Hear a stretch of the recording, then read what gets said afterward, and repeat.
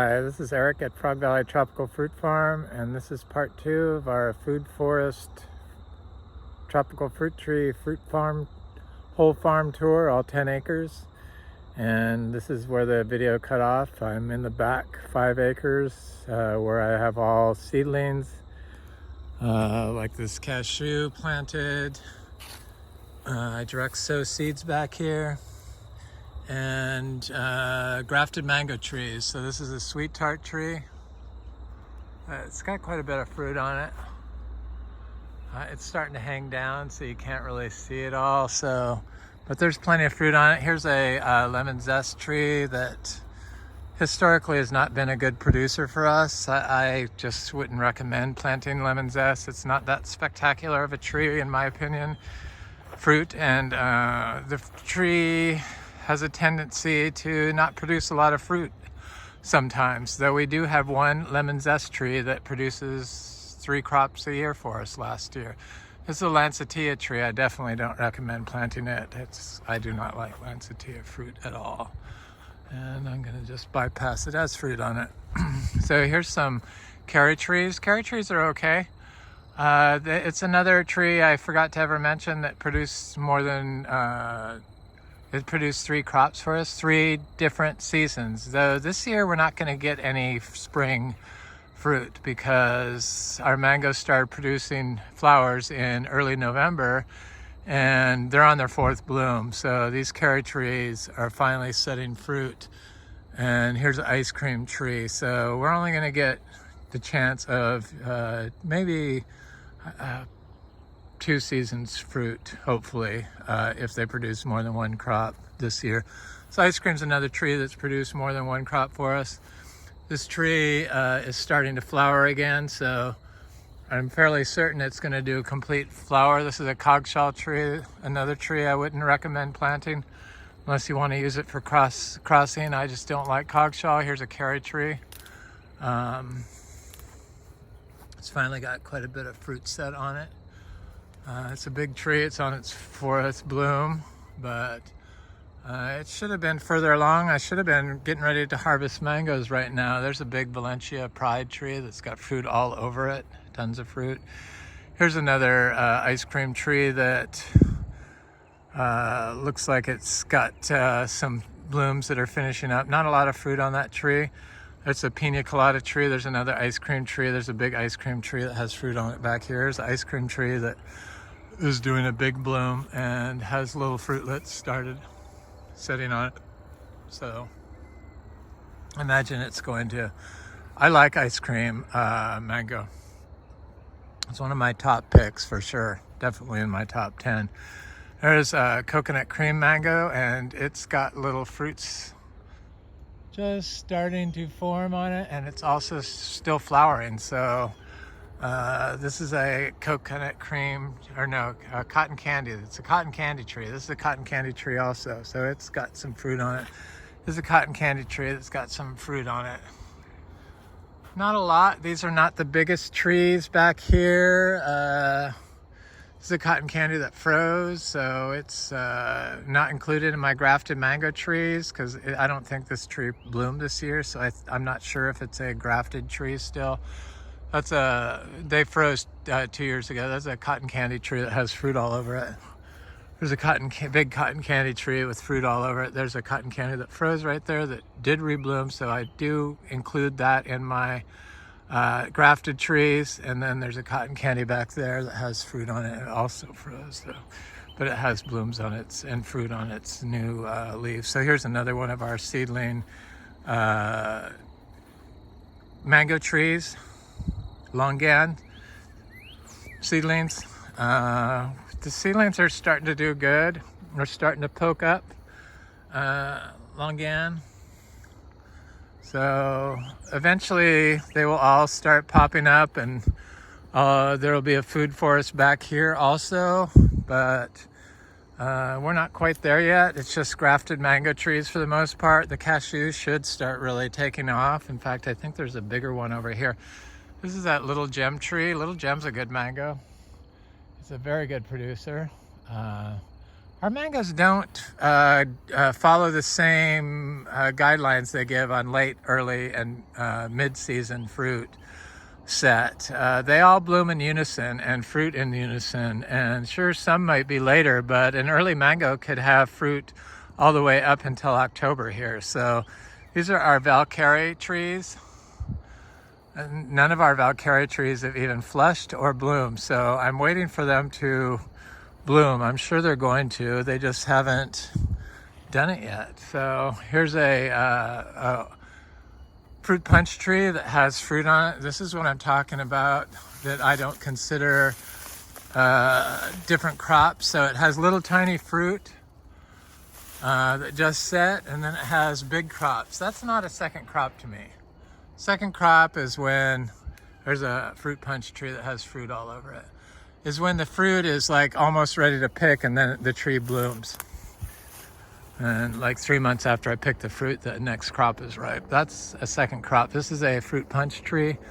Fruit punch tree. This particular tree has some mangoes on it. I didn't think it did. I wanted to look at this one. I looked at this earlier. It has this weird stuff that almost looks like it has glyphosate damage from it, but it has some fruit on it. I didn't think it had any on there.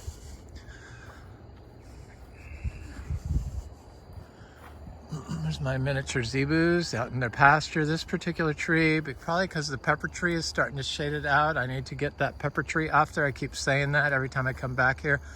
Here's a fruit punch tree where I can get up close, and that's what I mean. They're hanging down into the canopy so you can't really see the fruit, but eventually they'll hang below the tree, and then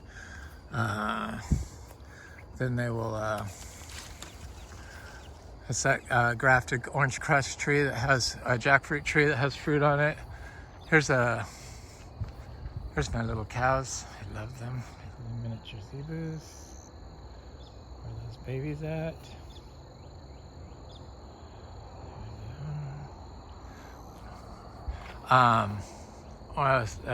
Sweet tart tree. This is a sweet tart tree that has fruit on it. This is a sweet tart tree that has fruit. This one I can show what I'm talking about. The fruit is hanging in the canopy, so it's kind of hard to see the fruit, but there is a lot of fruit on this tree. You just can't really see it. And looking into the sun is not a good way. There's my little babies.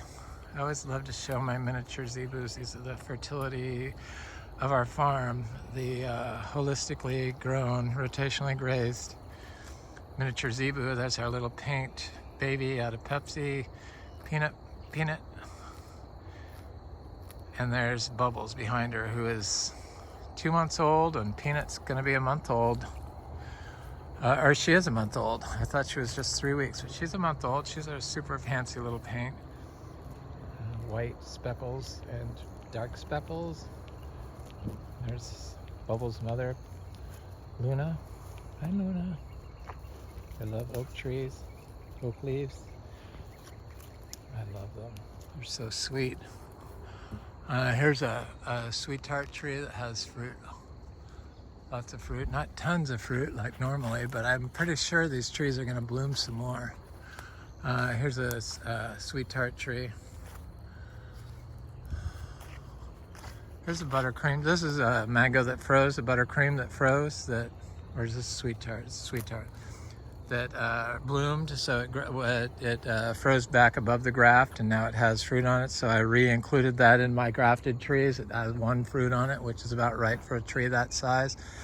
Here's a buttercream tree that produced 3 crops for us last year, and it's getting way too much shade. I need to really cut that oak tree back. I left it there, but the tree has doubled in size. This is a sweet tart tree that hasn't even bloomed yet. I'm sure it is going to. It hasn't flushed, hasn't bloomed. Here's a cotton candy tree that has fruit on it. Here's a cotton candy tree that has fruit on it. They're kind of mostly hanging down, but they're in there. Here's a cotton candy tree. Cotton candy is a okay producer, nothing exceptional. This one had the earliest bloom, and it's got flower buds with little tiny fruits on them right now. I expect it to bloom some more. These were all mangoes that froze, all mangoes that froze. This one's affected by the drought for some reason. Mangoes usually don't get affected by drought, but it froze and it is affected by drought. All of our problems are compaction issues. So this was a horse farm. Horses compact soil, and then they mowed the pastures all the time with heavy machinery.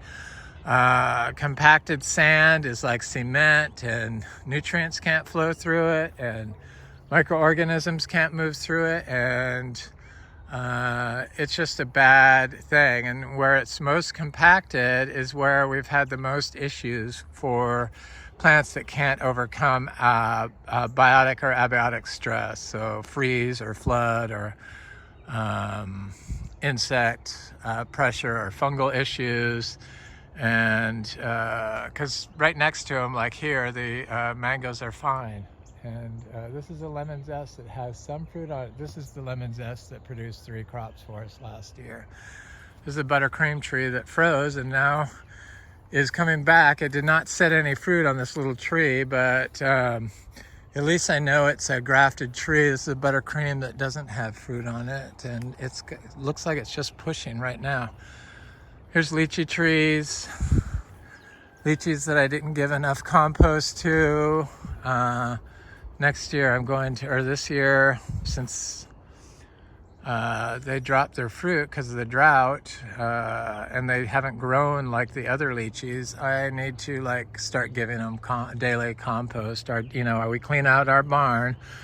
It's the soiled hay, the coastal Bermuda hay, and the zebu manure with urine-soaked hay that we clean out once a day, and then I lay it next to a tree that produces fruit. And I experimented on our other lychee trees, and they are covered in fruit, and the trees are twice the size by giving them extra doses of compost. So it is a feeding issue. So you got to feed your microorganisms, probiotics and prebiotics. This is a sweet tart tree.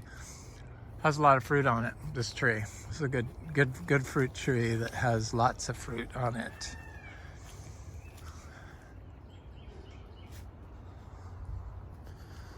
This is a J31 jackfruit that has been trying to fruit. Doesn't seem like it's that affected by the drought. I would have thought it would have some fruit on it. I'm trying to see if I can see any. But I do. I see a fruit right here. And I see a fruit right here. So our jackfruits all are starting to produce fruit, the jackfruits that are of size. So I'm not going to go down this trail. Am I? Yeah, I might as well. Don't want this video to be super long. This is a lychee. I did give it 1 pile, but I should have given it more than 1. This was always the worst compacted spot on our farm. As you can tell, the grass is still short after 6 years of not mowing it. It's still only 5 inches tall, and hasn't been mowed in 6 years. I haven't even walked on it. But you can see I've given this area extra piles of manure, and I've been planting seedlings in here, which seems to have helped. This is a santal tree that's gotten quite large. And this is a Miko lemon. That's a Miko lemon. But you can tell these lychee trees are very tiny, stunted from the compaction.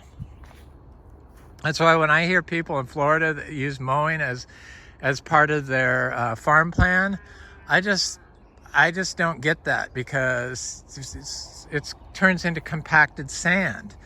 And the sea level rise isn't what's causing the flooding in Florida. Part of it is, but the majority of our flooding is caused by soil subsidence from compaction. So it's a real problem here on Florida sand to drive on it and disturb it. So I just don't believe in mowing. Especially for perennial tree crops. Some people think weeds are the problem, but weeds are the solution here. And look at this mango tree is covered in bloom. That's what I mean. Some of our mangoes that hadn't bloomed I think are just starting, which is what this one's doing. Interesting little tiny mango blooms on this. This one hasn't bloomed. It's probably going to. I'm fairly certain these trees are going to bloom that haven't bloomed. We get mango blooms year-round here, so off several species, or not species, varieties. There's a lychee tree that dropped all its fruit because of the drought, and because I didn't give it enough compost, but I'm going to give it compost, and because of the soil is compacted. So when soil is compacted, water can't move through, nutrients can't move through, so it can't store water because it doesn't hold water, because carbon isn't in the compacted soil. It's just mineral. So it's a cement bag, basically. So I have cashews planted in here. I have seedling mangoes. I have seedling mangoes and cashews. I have little lychees that never grew that are stunted. I have wax jambus, and then there's a mango over there, and here's a Miko lemon, and then here's another lychee that just never grew. But this was like the most compacted spot because the telephone pole is right there, so they would drive the big trucks in here, and it was always mowed. And I have a feeling that they used this as a dirt bike for like mini bikes back in the 70s, 60s, and 70s, because that's what kids rode back then, little mini bikes. And I'm fairly certain that's probably what that was. People that had acreage, that's what kids did back then. That's what I did. So here's a Miko lemon, and then I see a guava in here. It starts getting better over here. This is a tree that got hit by lightning twice. Bananas. I need to put, there's a Achachairu, big good size Achachairu in there. We started this farm to be an Achachairu farm, so we're Garcinias are our specialty. Here's a Miko lemon. I need to give everyone more daily compost. That's just what it wants. That's what the system wants. That's what the fruit trees want. It just helps things grow, which is why this 1-year-old cashew is so large. So here's a Miko lemon, and here's a mango seedling. There's a Achachairu here. There's a banana. Here's that cashew. It's a year old. It started flowering, but because of the drought, the flowers have dried up. But nothing to worry about. As soon as it rains, it'll start flowering and then set fruit. That's what cashews do on a dry farm biological system in Florida. Here's a mango.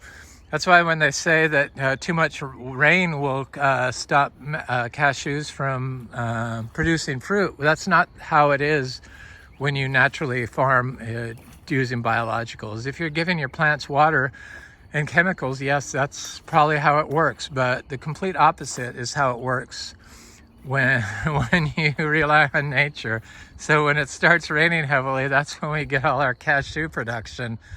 It's different, but I'm just like, there's a flowering Luke's Garcinia. Here's a mango. There's a mango that has fruit on it. This mango did not flower either.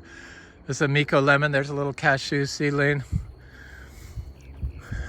Look at this Imbe tree. So this has been the star of the farm. This little Imbe tree produced $2,400 worth of fruit for us last year. I was selling the fruit for $4 each.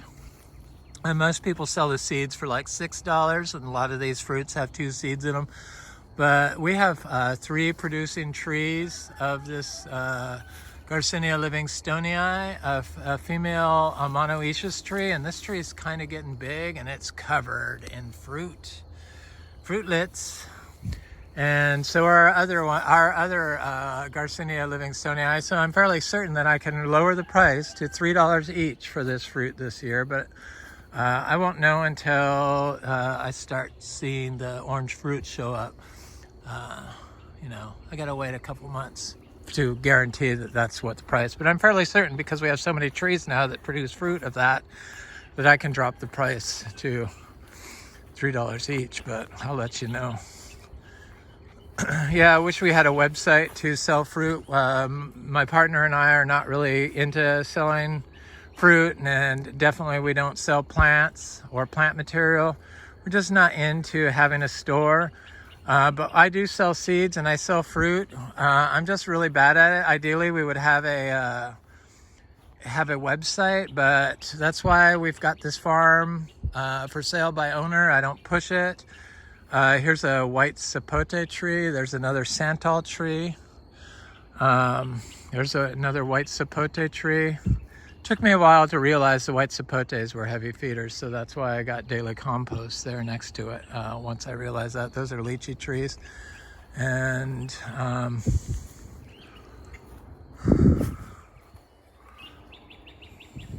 gonna look at this cashew since I'm right here. And so yeah, we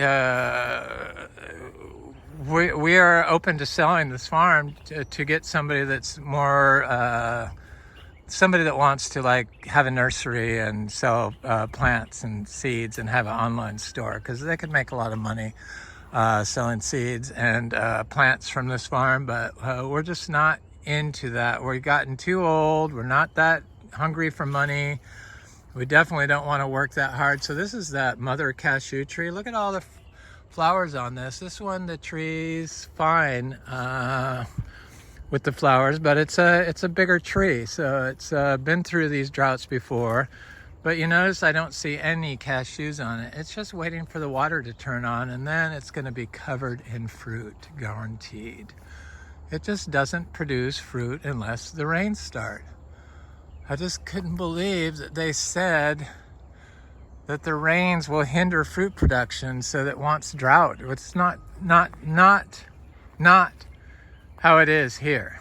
So that's why I share this information, because it's information that nobody talks about here in Florida. And it seems like most people like to grow everything in pots here, and they use plastic to grow their crops in. And you know, these plants uptake plastic. This is a jackfruit seedling. It's got little fruitlets on it. These yellow leaves are the old leaves that are like dropping off from drought. That's drought stress, not a problem. It's not going to kill the tree. We've been through this before. This is the lychees that I said got affected by the drought. I know that's what it is because it's happened to them before. I just really need to pump the compost to these next year, or you know, now, since they're not going to produce fruit, these particular lychees. Because the other lychees on the other side of this pond that got like 3 loads of compost each are twice the size and covered in fruit. So I showed them in my last week's, or 2 days ago, farm video. I'm not too concerned about it because the birds have always gotten our lychee fruit, so it's like a competition. But I like to experiment. These are mangoes. Here's a male Imbe tree. It's, you know, the male Imbe tree will produce fruit. Well, 1 or 2, 3, 4 maybe, but not a lot, not hundreds, and not 2 crops a year like our female monoecious Imbe trees do. Hopefully it'll be trees. This is a seedling star apple. Here's that jackfruit I showed. I harvested the fruit on it. Somebody wants to buy seeds. Here's a diamond mango. There's a sweet tart mango covered in fruit. This is a Venus mango that has fruit on it. This is a raw sapote that is totally unaffected by the drought. It's got fruit, flowers. This is my A-Silas wood sapodilla that the creatures have been eating all of the fruit on. It was covered in fruit. There's an M4 mango. Looks like we're finally going to get to try the mangoes, the M4 this year. These are wax jambus. They're completely covered in fruit. Flowers. Completely covered. Boy, our wild bee's nest is so... The wax has really gotten big. I'm waiting to see if honey starts leaking out the bottom of it. But these wax jambus are doing good. I think I showed this last time. It's a moringa tree. Moringa has like cured my depression when I started taking powdered moringa. I had depression and it made it go away when I started consuming it in high quantities. Of course, you know, it has amino acids and they've been shown to affect metabolic function. So depression is probably a metabolic disease. There's a Ingus spectabilis. There's a pomelo tree. This pomelo tree, all our citrus is seed grown, and it had flowered for the first time this year, but it did not set any fruit. So I thought it was too small to hold giant pomelo fruit. It just wasn't that big, but look at how healthy our citrus is. Do you think we have an issue with greening? No, not at all. That is a metabolic issue with your citrus due to management, compacting the soil for mowing and applying fungicides, herbicides, and pesticides, and using the wrong pH water probably to irrigate your crops. And definitely you've killed the plant's ability for its metabolism to function correctly with the sterilization of the soil and killing of all the microbes in the soil, which is the gut of the soil. So if you killed all your microbes in your gut, your metabolism would not function correctly either. It's akin to that. So you can't really get an immune response from a tree if you've killed off all these biology that is its mitochondria, that causes mutational changes to the mitochondria, which makes it unable to signal to the environment to elicit an immune response. And then if you have compacted soil, then nutrients can't move through your soil and biology can't live in the soil. And if you've killed all the roots from around the tree with glyphosate or mulching them out, then you probably don't have a diverse range of biology in the root zones of all these plants that grow right up against trees. That's what they like, because that's where the microbes live. So everything is connected. Took me a while to piece it all together, and I'm still learning. So this is a little seedling mangoes and cashews and bananas and different things in here. Cashews get quite large, as you can see. I believe the oldest cashew in Brazil is a hectare large, and it's just a sprawling tree. Its widest point, I believe, is only 1 meter thick, but I'm not sure if that's right. It might be less than that, but because it just spreads. Here's a Lux Garcinia. We have about 19 different types. These are Miko lemons. 19 different types of, we also have lots of little citrus along here, which I just totally ignored. This is all Galangal ginger. All this ginger that looks like this all came from one gallon pot. This is a key lime, I think. I have a citron further down. Here's a Miko lemon. And then I have a little Sapote seedling. There's a world's best from Flying Fox fruit cutting that it just doesn't grow. It's like 2 years old. And mulberries grow like weeds, but not that particular one. For some reason, it's just the worst. Here's a grafted jackfruit. Here's a seedling jackfruit. This is the only larger jackfruit we have that hasn't flowered yet, but it's also very spindly, so it's not quite there yet. This grafted jackfruit has fruit on it. This grafted jackfruit has fruit on it. Or that's not a grafted, that's a seedling jackfruit. This is a black sapote, has flowers all over it. There's another key lime right here.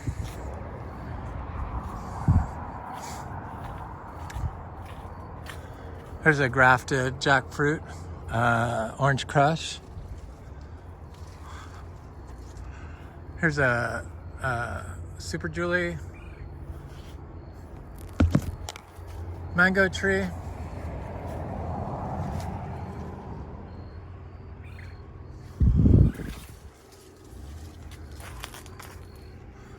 There's a jackfruit. There's a This is a seedling jackfruit, has fruit on it. This is a black sapote. This is a male Garcinia Hambrome tree. These are more of those gingers I say all came from one. That's a grafted orange crush jackfruit that's loaded in fruit. There's an Inge spectabilis. So here's a male Garcinia Livingstonii. There's a cac mango tree that's got fruit on it.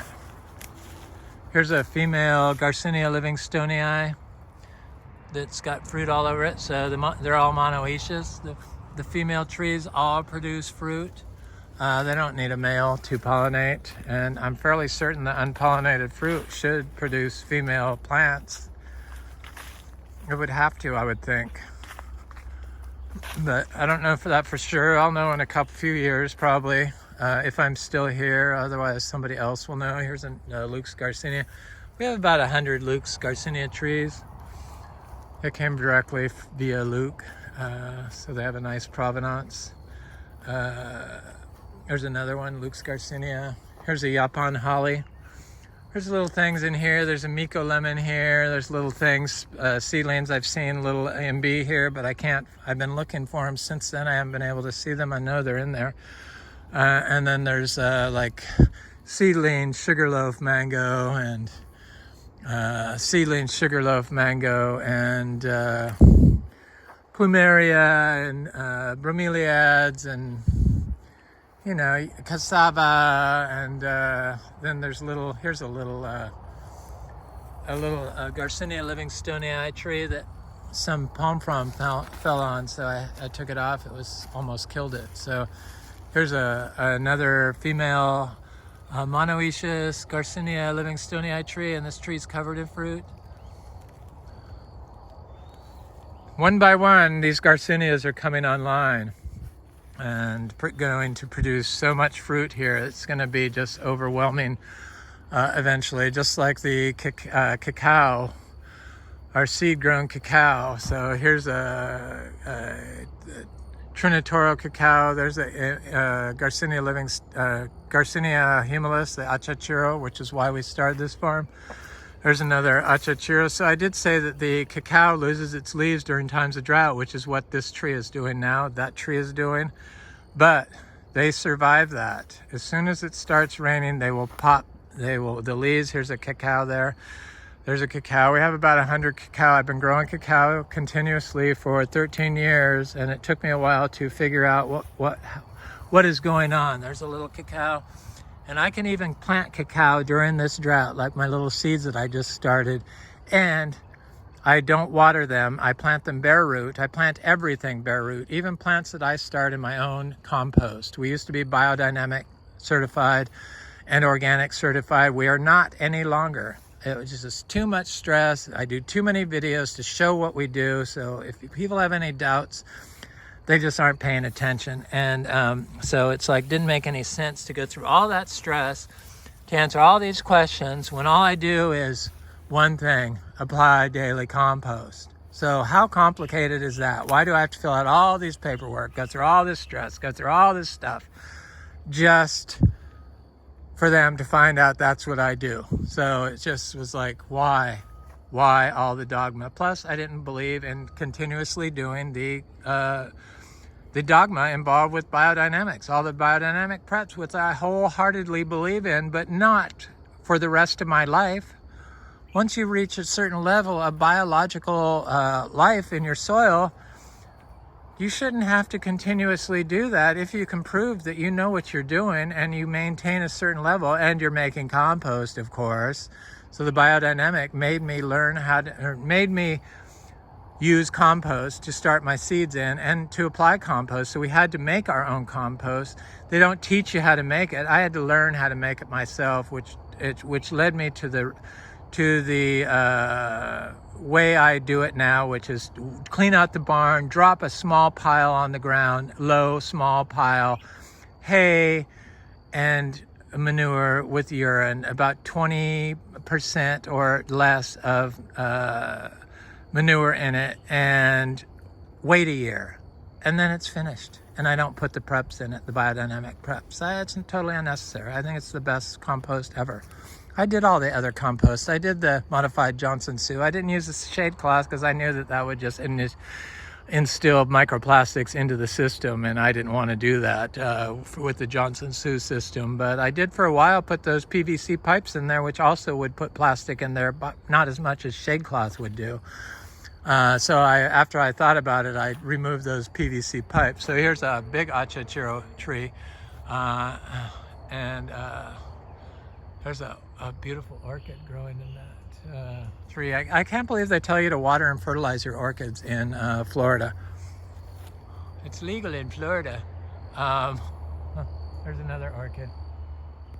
You don't have to water or fertilize orchids in Florida. Just put them in the tree and walk away. All this stuff they tell you need to do is just so ridiculous. Just pollutes Florida. So, you know, I talked about this farm and the price being $2.5 million. Here's that cashew. And there's a little seedling mango. And I'm going to look at this Monstera deliciosa while I'm here. And here they're going to change the zoning in this area. So we're like surrounded by tract homes. We're like right downtown Vero Beach, basically. I could walk to Starbucks. I could walk to Indian River State College. I could walk to all kinds of places, Walmart, Sam's Club, Target. We're that close, but it's like a little island of agriculture right here and very few homes. And now they're going to change the zoning to urban. So they're going to drop the 1 home per 5 acres so that they can get more tax money. And it's going to totally change this property and make the property expensive without even doing any tropical fruit farms. It's like, oh my God. Here's our Monstera deliciosa. They just want to ruin Florida. Ruin it. They're doing a really good job. It's scary, but I mean, I would like to combat them, but you can't go up against, I can't, against the money and the tax dollars needed for cities to keep making a profit. And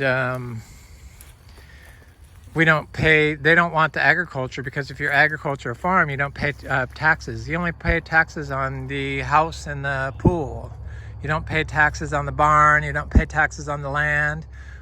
But if it's not agriculture, then they get tax money for all the land and houses and everything. So our taxes here are very low because we're agricultural exempt. So right now we can put in 2 houses, a guest house and a main house for every 5 acres. So you could do 4 houses technically here. Here's a Garcinia mangostana. Dry farm. I don't believe Garcinia mangostana is that cold sensitive. It never was affected by the winter temperatures here this year at all. That's a Garcinia lindero. I think this is I'm not sure. I think it's a lindero also. It could be a mangostana, but I'm pretty sure it's probably a lindero. And then I planted a bunch of Garcinias through here.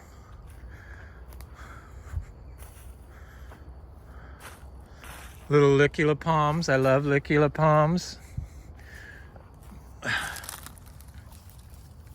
Garcinias, they're everywhere. There's a Primo Selecto from Raul. There's another Cacao. Garcinia dulcis. There's another licula palm. There's that Cacao that lofts its leaves because of drought, but it's not a problem. Don't let that fool you. People get scared into thinking the plant's dying, but it's not. I know. I've been growing them too long. I know what they do during winter in drought or spring in drought. So I planted a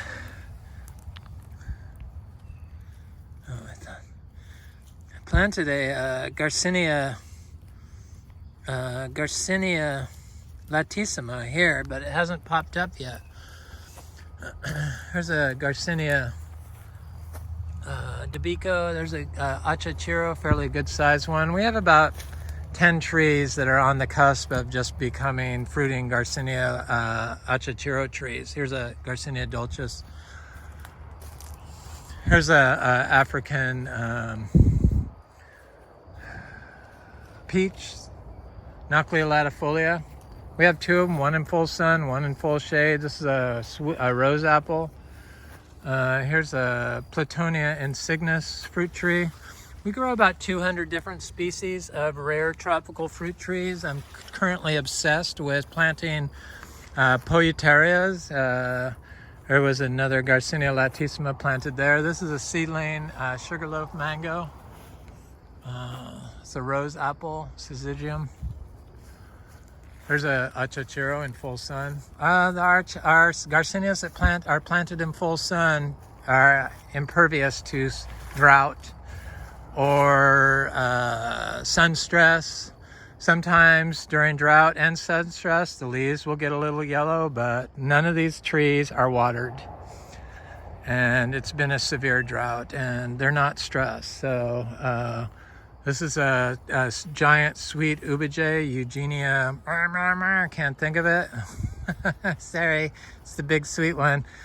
Not a big Eugenia fan. I do have some Eugenias. I like Cherry of the Rio Grande, and my friend Frank tries to give me some big ones, that's what that one is. So I do have some. Here's a Luke's Garcinia. I have a couple of those. Here's a Luke's Garcinia.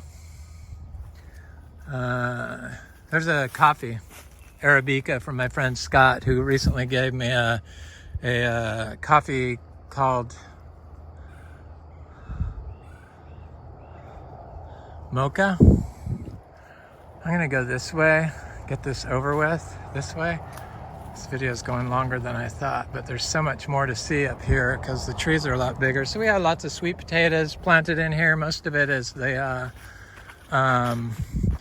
white sweet potatoes from Japan, Japanese white or red sweet potatoes with the white inside. There's a little seedling mulberries because my friend Frank breeds mulberries. Here's my grafted orange crush tree that's loaded in fruit. These yellow leaves are because of the drought, but it's only the old leaves that are dropping off. Jackfruit is known to be drought tolerant. Here's a Sapote. They seem impervious to anything. Here's a Sapote hazel that has fruit all over it. Here's a Florigon mango that has fruit all over it. Here's a Kizar mango that has fruit all over it.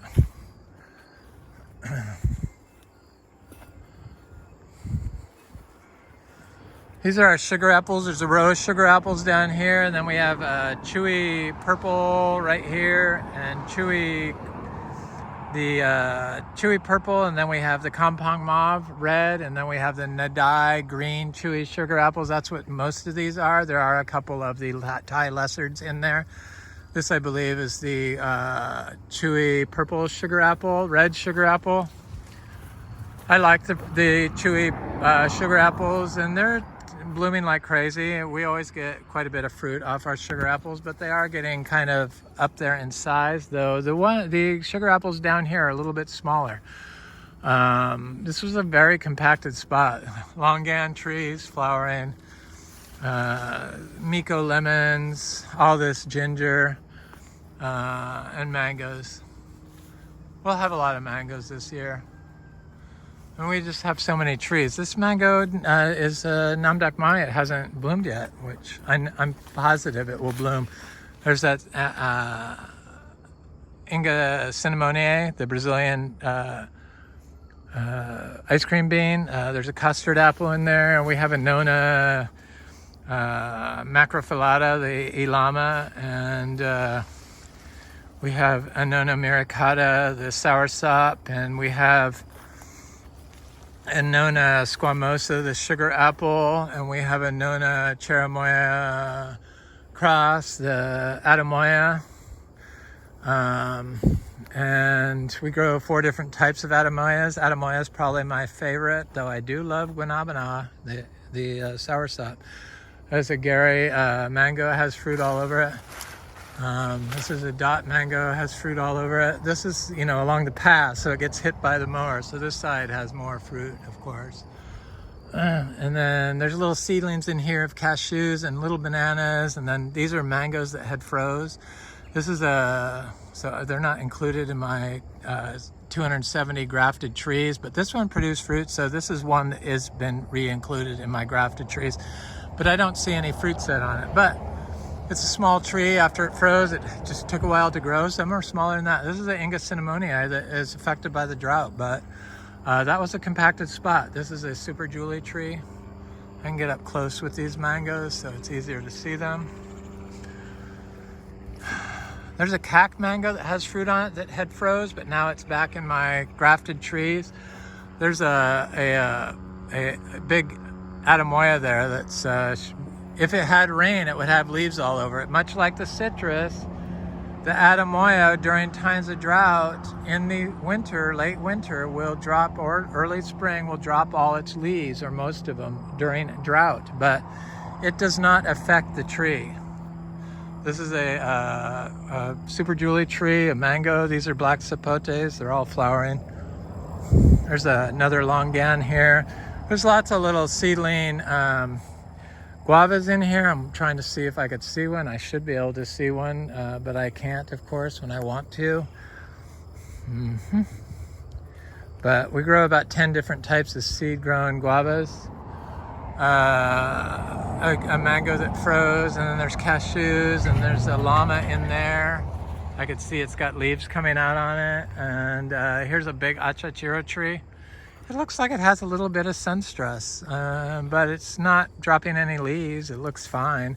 Here's a big guava. Guavas tend to, this is a grafted guava tree. It usually produces a lot of fruit. There's one of our 450 ice cream bananas.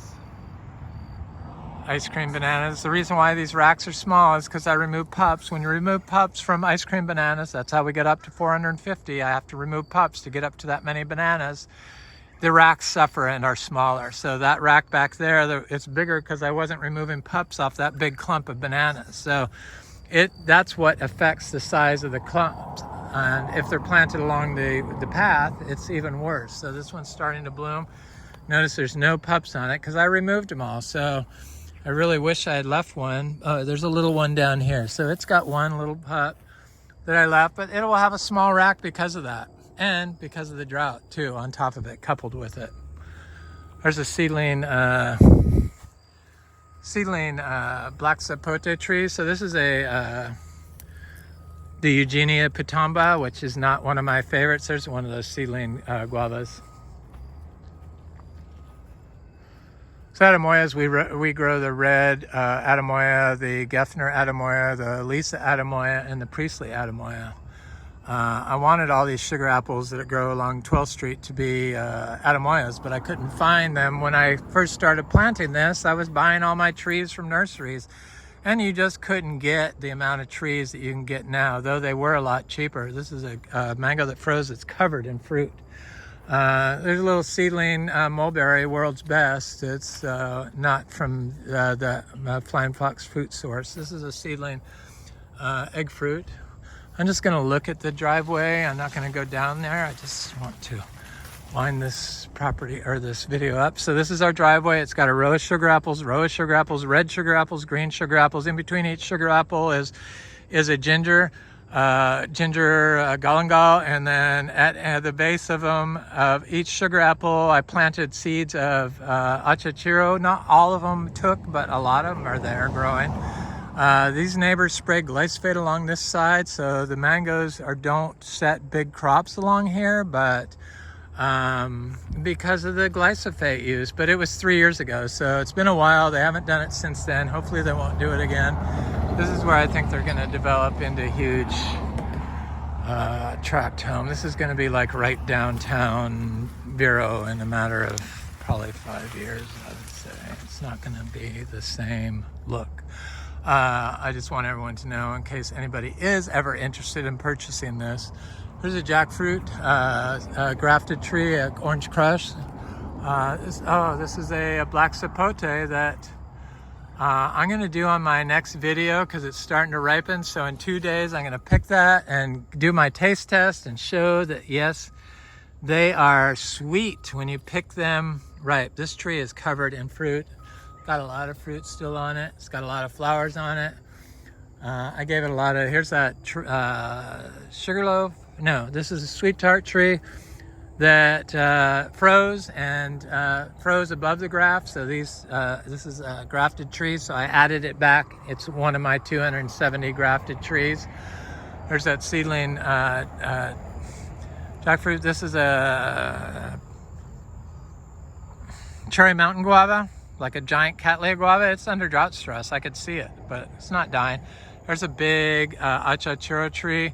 This hasn't started fruiting yet. Maybe next year it will. This is a mango tree that's covered in fruit. That one's covered in fruit.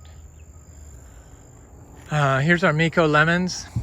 There's quite a bit of fruit on here, so on the black Sapote. These Miko lemons, this is the first time I gave them compost. They're seed grown. It's our lemon tree, and this tree is covered in fruit this year, and it's very healthy this year. The leaf miner went away, and it doesn't show the sun bleaching, but that's because these are kind of new leaves. But because of drought, the older leaves had lots of leaf miner on it. Because of drought, the leaves will start getting chlorotic looking, but that's an issue of drought, not because of greening. And then the new leaves that come out in the spring are always good. This is a buttercream mango that has fruit on it. This is a buttercream mango that froze, but I know it's a grafted tree still. This citrus tree is the only citrus tree I've ever seen. This is the first time I've seen this that is affected by drought. But this was a horribly compacted spot. So that is drought stress, and probably that tree has never produced fruit and is stunted. Same with this tree because of compaction. This used to be standing water when this was a lawn. In fact, there was a huge giant live oak tree that was completely hollow because they kept mowing for 50 years with machinery and killed the roots of the tree that couldn't support the inside of the tree. So it was dying from the inside because of compaction. And it eventually fell down because it was completely hollow. It was a huge giant old growth oak tree, laurel oak, one of the ancient ones here. It was very sad, but it was completely hollow. There was nothing I could do about it. It wasn't going to survive. Is this a pepper tree? Yeah. So I pull pepper trees up. I hate pepper trees. They're just a maintenance nightmare for me. And that's what I do. I just pull them right out of the ground. There's a big Achachairu tree. There's a mango that had froze. I planted some sapodillas in here. This is drought stress from a little seedling. But it's got new leaf on it, so I know it's going to survive. This is a Miko lemon. This is a Miko lemon. Here's a all summer mango. The mangoes are starting to fall down into the canopy. Here's a orange sherbet mango. It's a good producer. It's one of my top 5, definitely, mangoes. Here's a Ingus spectabilis tree. This is our oldest ice cream bean, and it's the smallest because of the compaction in this area. This used to be, like I said, standing water. There were lawn ponds in here, and it would just sit there, and it was like 100 degrees or more, the water. And it would just sit there in the lawn, and I couldn't figure out why stuff wouldn't grow. It's compaction. The freeze is from compaction. This is a Pouteria species from the Cerrado. It does fine during drought. There's a Achachairu here. These are mangoes that froze, little sugarloaf, but they've rebloomed, so I know that they're grafted trees. Same with this one. It has a little fruit still on it. That one froze but did not rebloom, so I think it could be a, here's a little sugarloaf mango. I forgot to look at these over here. This is a mango that froze, did not rebloom, so it's probably a rootstock mango, needs to be grafted. Sugarloaf mangoes. Sweet orange sherbet, sorry. There's a big guanabana tree. Here's a peach cobbler mango. It's got a lot of fruit on it. Peach cobbler, definitely in my top 5 mango picks. Fruit punch tree. Little seedling cashew. There's some seedling cashews through here. I need to put some more. I want to plant more cashews. It's just a good crop for here. The bananas, you know, they're everywhere. The ice cream bananas, they seem unaffected by drought here. Unaffected, which seems to go against what should happen, right? Here's a santal tree that looks like it's under a little bit of stress. I've been giving compost. You know, there's rules against applying fresh manure when you sell fruit to the public. So you have to wait 120 days after you apply it. But there's nothing fruiting around here. This is Achachairu tree. These are banana trees that don't have any fruit on them. So there's a citrus tree. There's a Australian mulberry tree. There's a little Eugenia. Probably an orange or black fruited type. There's that, I mentioned the wild bees. There they are. There, you can see the wax coming out of that tree. It seems kind of slow right now, but boy, is it busy when it is later. Oh, I could see bees coming out of there. Busy in the day. I can see some cashews over here popping up. Here's a Garcinia hybrid. Gardneriana crossed with Braziliensis, I believe. You can eat the skin and all on this. It's a nice sweet fruited variety hybrid. This is Achachairu. I got some Pouteria torta subspecies glabra planted there. I planted a Cupia bracteosa right there where that stake is. There's an Achachairu tree. There's little bananas, of course, sugarcane, sapodillas, cherry of the Rio Grandes, santal, sugarcane. This is that really good heritage sugarcane. The raccoons got all the old sugarcane, but at least they left the new growth there. Raccoons love sugarcane. Here's a mulberry. This is the world's best. This thing has produced so much freaking fruit. It is insane. I mean, just tons of fruit. I like mulberries. I got some started. There's a grafted mango tree that did not rebloom. It was Kathy. This cherry of the Rio Grande has flowers on it right now, but the fruit set is small, or the fruit's small when it doesn't get rainwater. So they're kind of not that good unless it's raining, and it hasn't been raining. There's a big Achachairu tree there. There's that longan tree. This is the black sapotes. Here's the sapodilla. There's a sapodilla. There's a super Julie tree.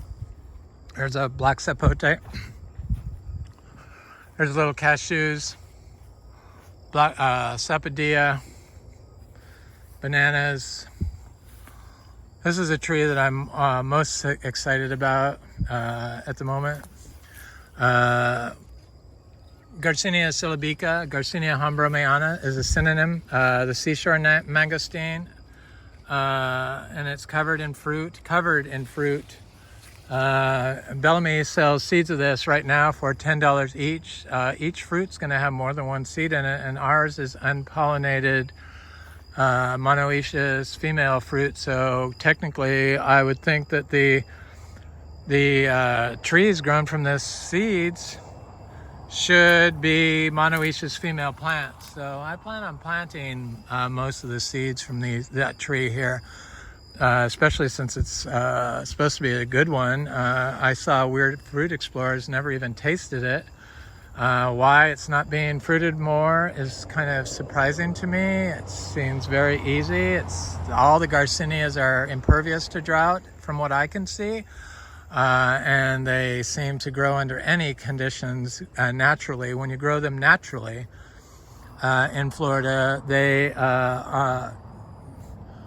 they just seem to grow and grow and grow. And I mean, look at how healthy these trees are. This is Garcinia gardneriana, and I would think that it would have lots of fruit on it. I'm not sure. It's got some fruit on it. Oh, it's got one little fruit. They're usually a lot bigger than this, or can be a lot bigger than this. That fruit's year-round. This fruit is good. This is sweet. It's sweet. It's delicious, actually. It's sweet and tart. Perfect balance, perfectly ripened. This is Garcinia brasiliensis. It's delicious. This thing is covered in fruit. This one also produces year-round.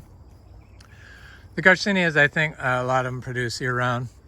Achachairu is supposed to produce more than two crops, more than three, or at least 3 crops a year, or up to 3 crops a year, I should say. Here's a cherry mountain guava. It looks under drought stress. Here's a cashew. There's a Achachairu. Here's a Garcinia madruna that's got fruit all over it, but I don't see any ripe ones, but I could, I guess. I didn't expect to see that. Gardneriana. There's a cashew that the rabbits got, but it survived, thank God. This is a male Garcinia humbromiana tree. I got some cacao over here. Here's the Achachairu. Achachairus are pretty much everywhere here. We do have about 500 of them. There's a Garcinia trinitoro, not a Garcinia, it's a Cacao trinitoro. We grow 3 different types of cacao. Trinitoro, Criollo, yellow ribbed, and hopefully bicolor. Here's a oil nut tree. Got lots of little Garcinias growing around here. Garcinia dulcis, Garcinia macrophylla.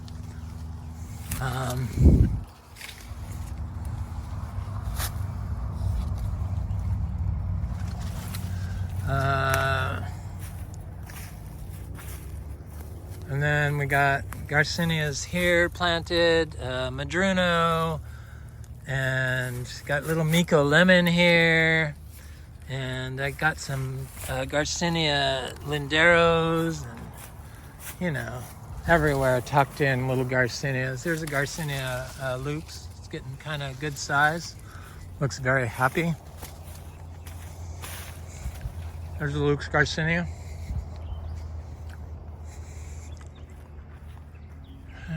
Almost done.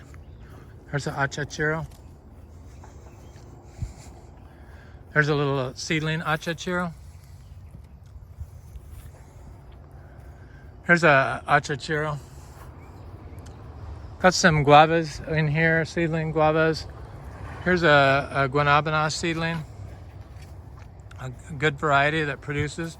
This is an African locust bean, which is supposed to be a really good fruit. This is a Achachairu. There's a Achachairu, there's Aki. There's where that Pouteria, or no, that's the Cupia bracteosa. I have one that germinated, one that did not, but I have not given up on the one that did not. Here's a Wampi that's under severe drought stress. In fact, it's like severe drought stress. Here's a Achachairu. Got me flustered looking at that Wampi. Here's a little seedling kumquat that has fruit on it. First year it's fruited. Okay, I got little Pouterias in here. I got Valesii, I got Pouteria burriperii, I got Pouteria tortoise, subspecies glabra. Got little Akis in here. I need to put some more stuff in here, but here's a Garcinia intermedia. Produces year-round also. Got lots of little fruitlets on it.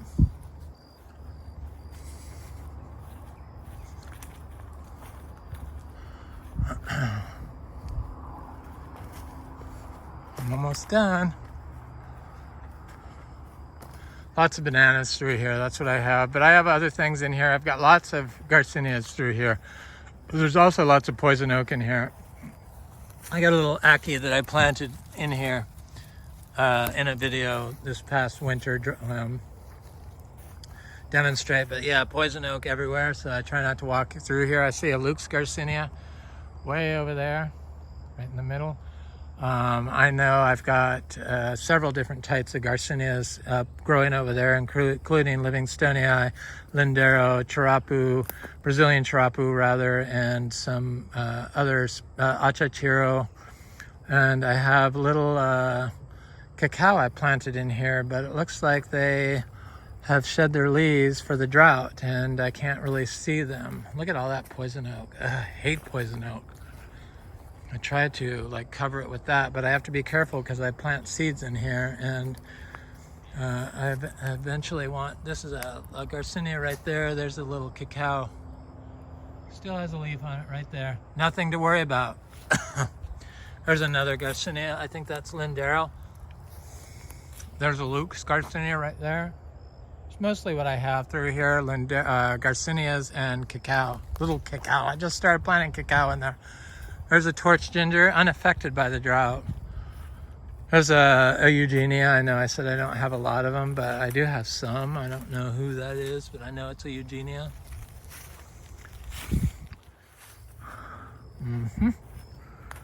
There's a blood orange. This blood orange got greening and it's overcome it. You can still see a little remnants on it, but it's completely overcome it. I gave it daily compost, 2 huge piles. It was losing all its leaves. It was sick for like a year. I thought it was going to die. It completely outgrew it. Here's a Achachairu. There's a June plum, a dwarf one. Spondius dulcis. Spondius dulcis.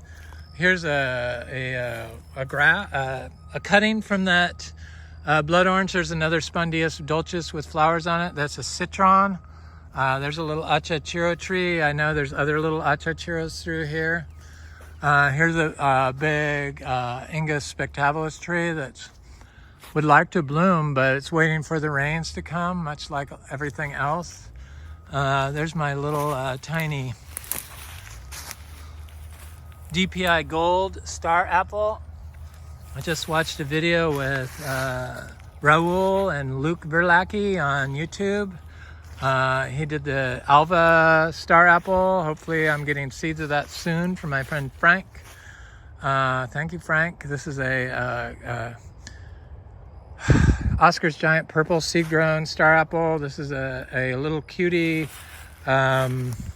citrus. My friend from YouTube, Aaron Adams, sent me a cutie seed from Vermont that he got. I'm gonna plant that on the video today. There's a June plum also. Here's a Oscar's Giant Purple star apple. Here's a black Sapote, Black Beauty. It's been my favorite black Sapote so far, and there's still fruit on it that I want to see what it tastes like. Here's a Sapodilla that has fruit on it. Looks like it's having a little bit of stress. Here's a Juicy Pearl star apple. I showed this Achachairu last time. This is our fruiting tree of Achachairu. It seems unaffected by the drought. It has lots of fruit on it. Big droops of fruit. But it looks totally fine. It's got this passion vine growing in it, which I don't really like. But here's a Inga fuilii that's trying to flower.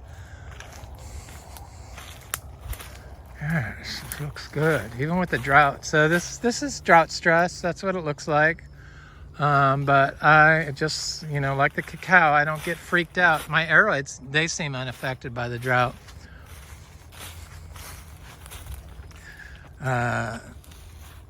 Oscar's Giant Purple star apple. In fact, here's a Florida Beauty growing in there, the Philodendron Florida Beauty. Never been watered, unaffected. Here's an Achachairu. Here's a little cutting of my rare aroids of, trying to think of the name, I can't. That's that plant. So I have stuff in here. I have little seedling seedling mangoes right there. There's another one right there. There's Achachairus in here. There's some big Achachairus in here. Here's my philodendrons trying to recover from the winter and wind stress. This is splendid, I think. There's a bigger Achachairu there. I know there's another. Oh, there's one right there in front of me. There's another aroid.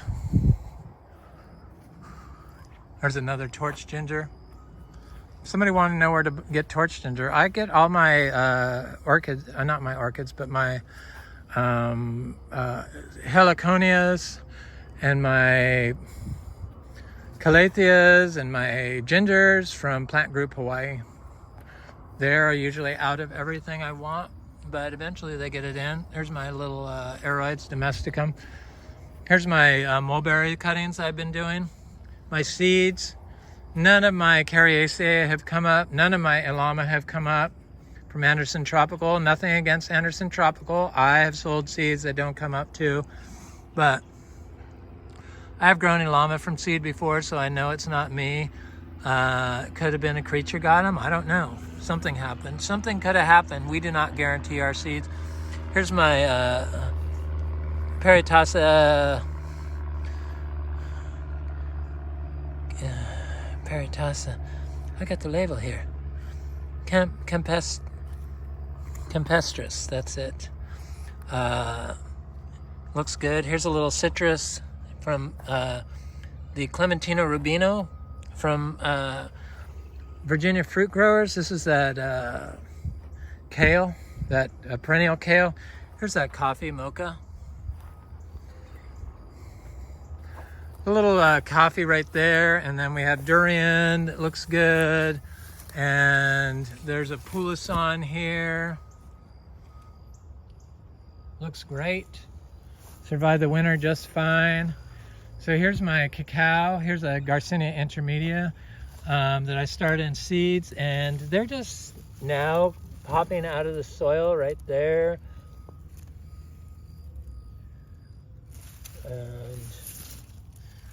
And these haven't even popped up. These are the bicolor. Oh, I hope they come up. These are just coming up. Somebody was concerned that their cacao they bought from me weren't coming up, but I planted these seeds before you planted yours, and they aren't even coming up yet. So these that I planted after are popping up. So this is my little cutie seed I got from my friend Aaron Adams from Vermont, and I'm going to put it in this pot.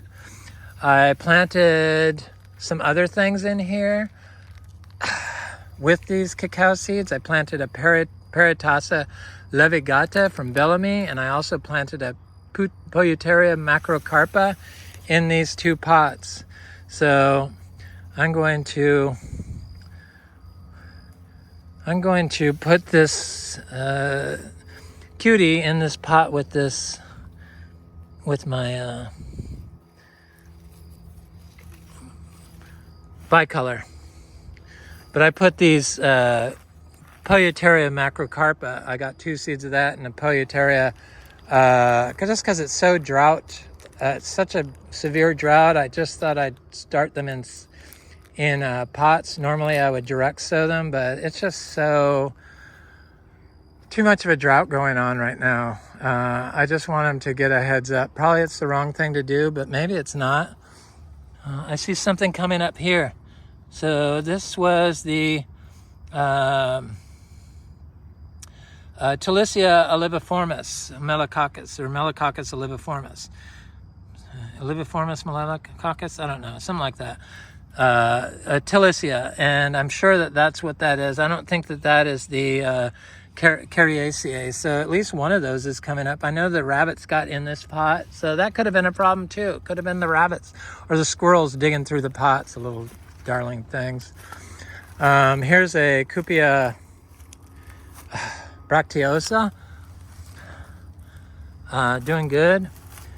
This is I think that this is a charapu, but I'm not sure. This is a wampy that looks okay.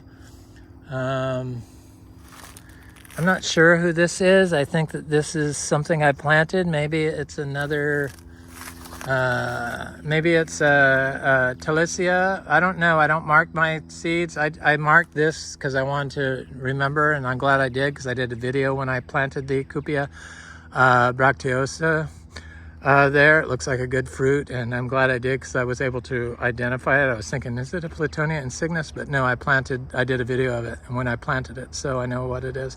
This is a Talicia oliviformis melicoccus. This is a Talicia also of a different variety. I think that could be the Colac, but it could be the unknown species from Anderson Tropicals because I did plant that there. So exciting. all these different trees. Here's one of our cacao that's lost its leaves and nothing to worry about. Here's our big cacao that has fruit on it. See, I said that they lose their leaves in the winter during drought, at the end of winter, early spring, when there's no drought, and that's what this tree has done. But this tree is also fruiting at the same time, and I can pick this fruit, and even these little tiny fruit that ripened early have been viable, and they're just tiny. Probably that super tiny one isn't, but I know that all these others will be. I've got so many seeds started now that it's like maybe I don't need to do that. I could just let the fruit drop. So here is a langsat tree that I recently bought and planted here. It looks great, even without water. Here's a cacao that is unaffected by the drought. So you just never know. Some years, if they're like that during drought, that look great. The following year, even a lesser drought, it could look like this, or even with no leaves. But it's nothing to worry about. They don't even get dieback when this happens. So surely sometimes a tiny little branch will die like that. But it's the main big branches, it's just going to be fine. I'm sure that I'll show it. That's why I like to show this. I will show this tree during the rainy season when it's flowering this summer. Here is the Platonia edgeless. We don't grow a lot of Platonias. I think the Platonia edgeless and the Platonia inflata, the giant mulchi, are about it. Here's some little wampy trees with a coffee seedling in here. Here's where most of my rare aroids are planted in the ground. This is a Philodendron columbiana. Here's some licula palms I need to plant. Here's Philodendron luxurians. Here's a Anthurium nigrolaminum. Here's a meringue tree, seed grown.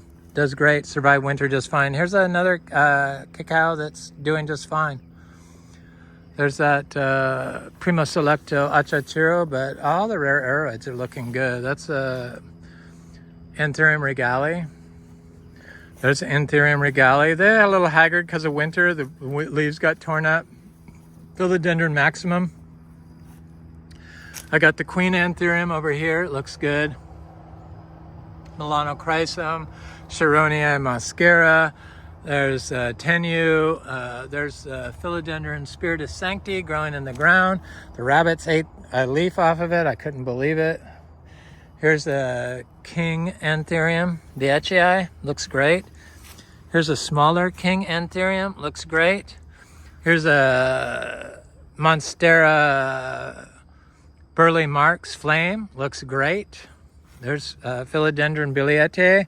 Here's Philodendron gloriosum. Of course, when it rains and when the rains happen, everything is going to plump up and look great. And probably all these philodendrons and stuff that are finally taking hold in the ground. I see little cacaos in here. Will just start to really prosper. And here's a little cacao here that looks good too. The smaller cacao tend to not lose their leaves during drought in some cases. Here's a cacao and there's a Garcinia lindero. So here's a Philodendron lynamii. When I bought this plant was $700. Now you can get them very cheap. Mm-hmm. Oh well. Here's some ginger. We grow about, 10 different types of gingers. That's it. I'm Eric. This is our food forest, tropical fruit tree, whole farm, 10-acre tour in Vero Beach, Florida. It's April 18th. It's Earth Day, isn't it? Happy Earth Day, everyone. Take care of the planet. We need it. Anyway, have an excellent day. Thanks for watching. Please like, share, and subscribe. Aaron, thank you so much for the cutie seed. Hopefully it will grow and I'll be able to show it. And hopefully one of these years I'm going to get fruit off one of these cuties I'm growing from seed that I found.